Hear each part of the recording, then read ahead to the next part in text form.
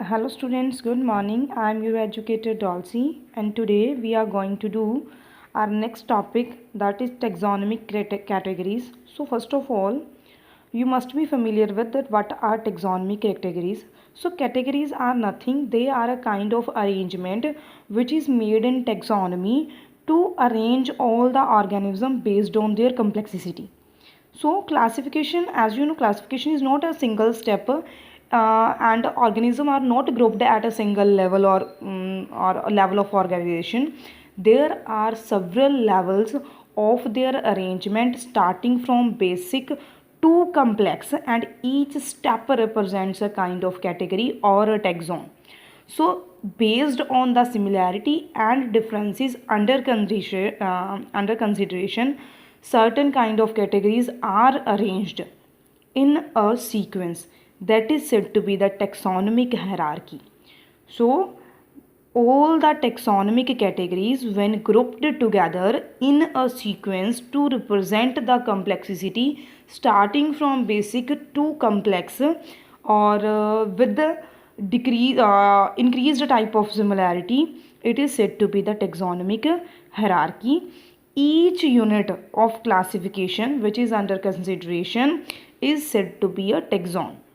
So taxonomic categories and hierarchies, all they represent a number of organisms can belong to a single taxon. For example, if you discuss about arthropods, it's a taxon. Arthropoda is a phylum in which all the organisms that have jointed appendages are present. And second is, for example, the second largest phylum is said to be the mollusca. It is the phylum which comprises of all the soft-bodied animals. Other, you must be familiar with, I think you are familiar with this from ninth, that platyhelminths, they are the organisms and it constitutes the animal which have worm like body, and that worms should be dorso-ventrally flattened. So platyhelminths are said to be the flatworms, and it comprises all the organisms which are dorso-ventrally flattened and have a worm-shaped body. Others have ctenophores, coelentrates, porifers, all have certain specific kind of characteristics. If the organism of under consideration have those characteristics which are characteristic of that phylum or division or any kind of category, only then the animal can be kept or the plant can be kept under that taxon or category of the taxonomic hierarchy. So, for all taxonomic studies, some categories are set up or studied starting from decreased up to higher level of similarity. Those taxons in an hierarchy are kingdom, phylum in case of animals, and division in case of plants. So, first is kingdom, phylum or division. Next is class, order, family, genus, and species. Kingdom comprises of all the or greater diversity of organism, and the organism in this kind of consideration have lesser similarity, but the organism of one species are just a kind of copies of each other. They are most similar to each other. So we can say that if we move from kingdom up to species, the similarity of the characters or the number of similar character under consideration found in the animal increases. I hope you are familiar with that. We have only 5 kingdoms, that are Monera, which comprises of prokaryotic unicellular organism. Second is Protista, which comprises of unicellular eukaryotic organisms. Third one is Fungi, which comprises mainly of multicellular type of eukaryotes which have cell wall of chitin and heterotrophic type of nutrition, primarily saprophytic. Fourth one are the plantae. These are the usually the plants which are multicellular. They have cell wall, eukaryotic creature, and the cell wall is formed of cellulose. And they are the only creature in kingdom Eukaryota which are capable of synthesizing their own food. Next and most important and the advanced one are the kingdom Animalia. It is the kingdom with the multicellular eukaryotic organism, but the cells lack cell wall. They do not have any cell wall, and the animals are heterotrophic in nutrition.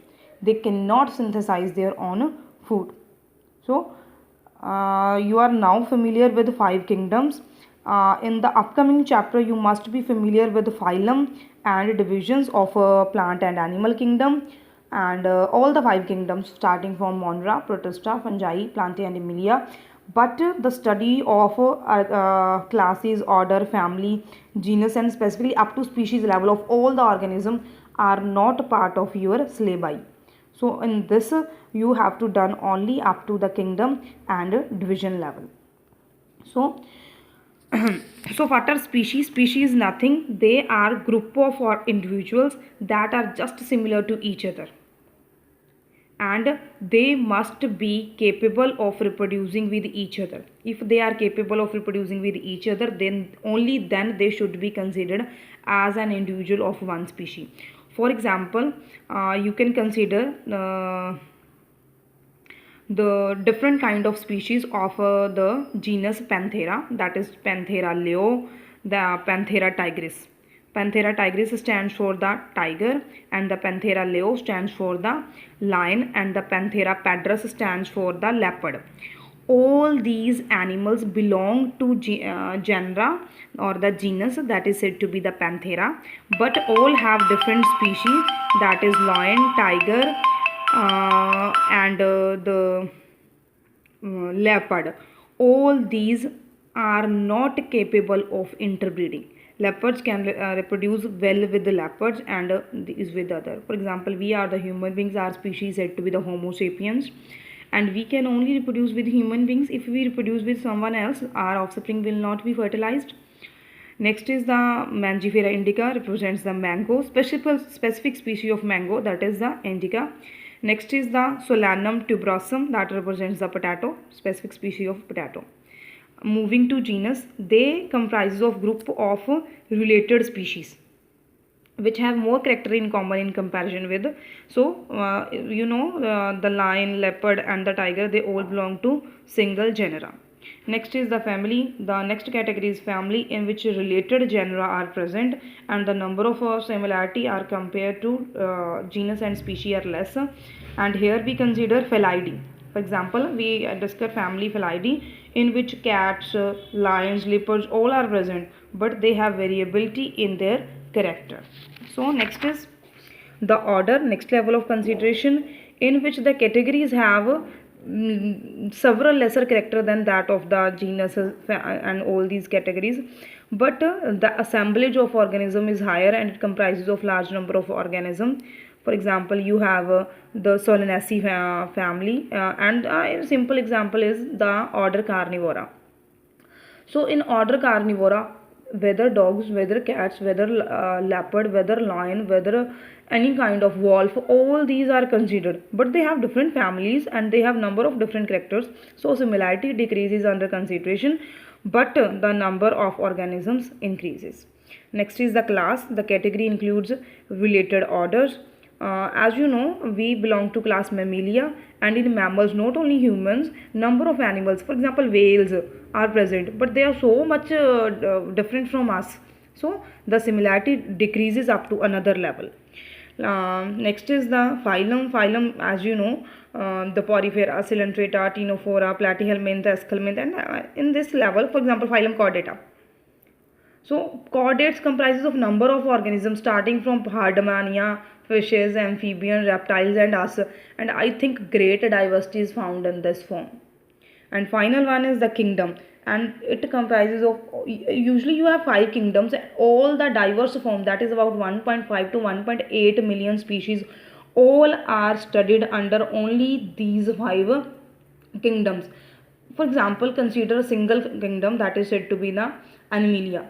Okay, so in Animalia, all the invertebrates, vertebrates, chordates, non-chordates, hemichordates, all kind of organisms are present.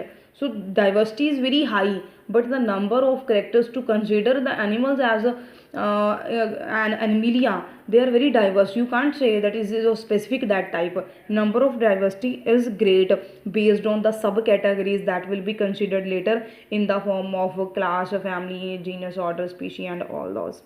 So hierarchy is very important to memorize the character and to arrange the organism. Classification is very necessary. You can relate organism on the basis of complexity. You can descend them. You can set up an criteria to memorize the character. So for evolutionary studies and to relate organisms and to memorize the character, I think the best way is to classify the organism first. Thank you.